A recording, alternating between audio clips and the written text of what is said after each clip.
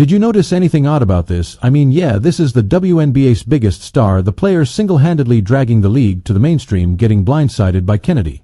I won the Good Temper Award in China Carter. It's a clip we've seen 1,000 times, but that's not what I want you to pay attention to. Watch again, and count the Fever players who come to Caitlin's defense after the hit. If you counted 0, congrats, you correctly guessed not only the number of players who had Caitlin's back, but also the number of teams eager to sign Kennedy Carter. Now it's no secret that Caitlin took a lot of abuse last season. If it wasn't her opponents bodying her, it was the media, and you're probably going to say, well, that's part of the game, and yeah, you'd be right. Stars get scrutinized, and players will do anything to get in their opponents' heads, especially impact players. But speaking of impact, allowing opponents to take liberties on your star is not how it's supposed to work in sports. It's not part of the code.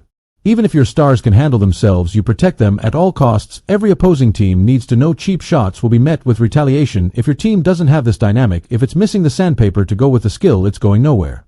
The season is a grind, and the playoffs are even more physically demanding. Now back to Caitlin. When evaluating the Fever's recent roster moves, it's clear they brought in a lot of skill to support Caitlin.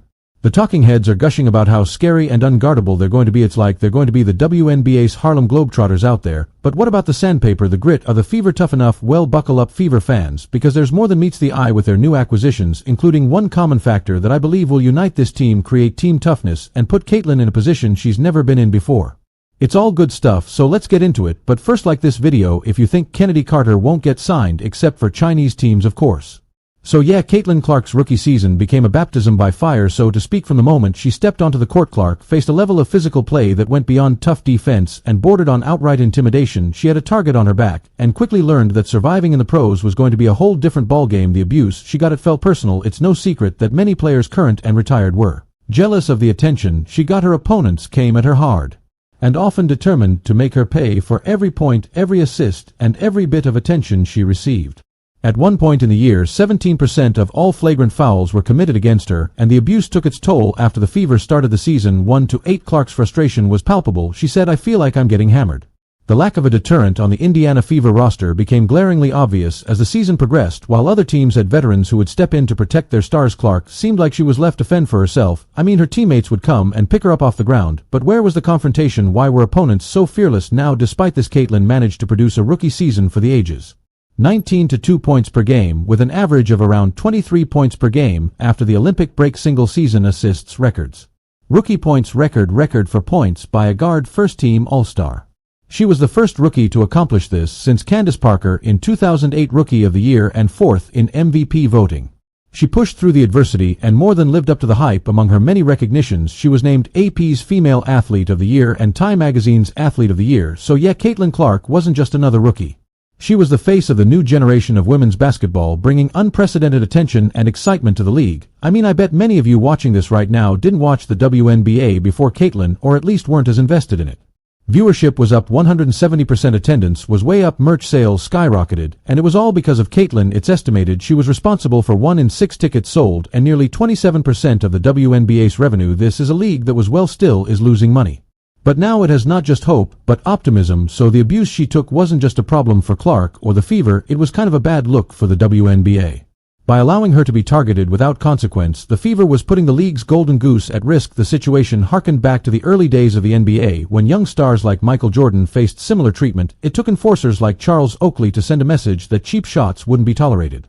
It's the same with many sports. Deterrents are essential. If your kids know they won't get in trouble for staying out past curfew, they'll keep doing it. Last season, Draymond Green, who knows a thing or 12 about mixing it up, chimed in, emphasizing the need for the Fever to invest in an enforcer to protect Clark, highlighting a strategy often used in the NBA. The psychological impact of an enforcer can't be overstated. Just their presence on the court, knowing there'll be consequences for bad behavior, can alter an opponent's game plan. For young stars like Clark, an enforcer provides more than protection. They offer mentorship and a sense of security that allows them to play their game without constantly looking over their shoulder. Star players often perform better when they have enforcers on their team.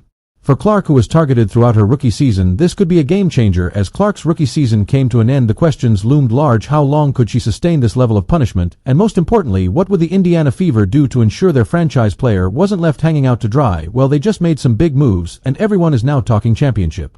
And they should be, because the players they acquired bring a ton of skill and experience. But it's more than that, and you have to think, when the Fever brass made these moves, they had that clip of Kennedy blindsiding Caitlin looping in their heads.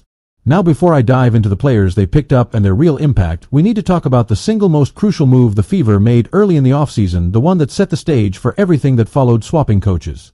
Shortly after the 2024 season ended, the Fever axed Christie's sides. It was no secret that Caitlin and Christie didn't exactly see eye to eye. You could see it written on Caitlin's face during games. And after Side's departure, she hinted that the coaching didn't give her the support or game plans she needed to succeed. Recognizing this, the Fever brought in Stephanie White from the Connecticut Sun. Now, why was this swap so important? Because White is the 2023 Coach of the Year. She has a proven track record of getting the most from her stars and implementing winning systems. She is respected league-wide. This move set the tone. The Fever weren't just aiming to make the playoffs, they were building a contender. With the addition of Stephanie White, the Fever brought in Stephanie White from the and with a generational talent who, despite being years from her prime, was already in the MVP conversation. The message was clear: the time is now. Bringing in White wasn't just a coaching change, it was a statement to every free agent out there: we're serious about winning, and we're not waiting 5 years to do it. As it turns out, their message was received. While haters on X claimed that there was no way top free agents would sign an indie, they were. If you like the video, then like the video and subscribe to the channel. As wrong as usual, they signed Natasha Howard, a two-time champion known for her defensive prowess and physical play. Howard, the 2019 Defensive Player of the Year with 2 All-Star appearances, is returning to the team that originally drafted her. Her addition brings a sense of familiarity and a championship mentality that this young squad desperately needs. They also snagged DeWanna Bonner, another veteran with 2 WNBA championships under her belt. Bonner brings size, skill, and veteran leadership that'll help guide younger players like Clark and Aaliyah Boston through the ups and downs of a WNBA season. Remember how I mentioned Stephanie White being a critical acquisition? Bonner's familiarity with White from her time with the Sun is expected to enhance team dynamics both on and off the court. And then there's Sophie Cunningham, who they acquired from the Mercury. Now, there's a lot of argument online as to whether or not Sophie's a true enforcer. But one thing's for sure: she's not afraid to mix it up. She brings a reputation for fierce competitiveness and a willingness to stand up to anyone on the court. Cunningham isn't a goon who's just on the court to pick fights. She's a skilled player who won't hesitate to get in the face of anyone who challenges her or her teammates. But it's not just Sophie who brings the fire. DeWanna Bonner's toughness is well documented throughout her basketball career. Former coach Sandy Brondello described her as a fighter who consistently pushes through fatigue and adversity. Her protective instincts were on display in 2019 when she defended Diana Taurasi during an on-court scuffle. She doesn't fear confrontation when called upon. Natasha Howard is renowned for her toughness on the basketball court, exemplified by her defensive tenacity and physical style of play. The Fever are more balanced, more skilled, and tougher to play against by bringing in a mix of will, skill, grit, and championship pedigree. They've taken some of the pressure off of Caitlin. Second half, as we look at Diamond DeShields and Caitlin Clark, think about how this change in team dynamics could impact Clark's performance and the Fever's overall strategy. With added protection, less physical wear and tear, and a more balanced and potent attack made possible not just by players, but by better play calling. Could we see Clark's already impressive numbers skyrocket, and how will this affect the Fever's chances of making a deep playoff run? These signings stand out compared to other teams' off-season moves. While some franchises focused on adding 1 or 2 key pieces, the Fever made a concentrated effort to overhaul their roster with proven winners and tough competitors. This aggressive approach and free agency is reminiscent of the moves made by championship contenders, not typically associated with teams that finished with a .500 record. And that brings us back to the topic of protecting Caitlin, and why I think these players will. She is the reason they're excited to join the Fever. Yes, Stephanie White too, but mostly Caitlin. Here's the key difference for Caitlin between her rookie and sophomore seasons, which I think applies here. When Caitlin was drafted, she was the one joining the Fever. She stepped into a system that, as bad as it was, required her buy-in. This time around, it's Caitlin's team. Sophie, DeWanna, and Natasha are joining a system that will be built around her. They don't feel upstaged.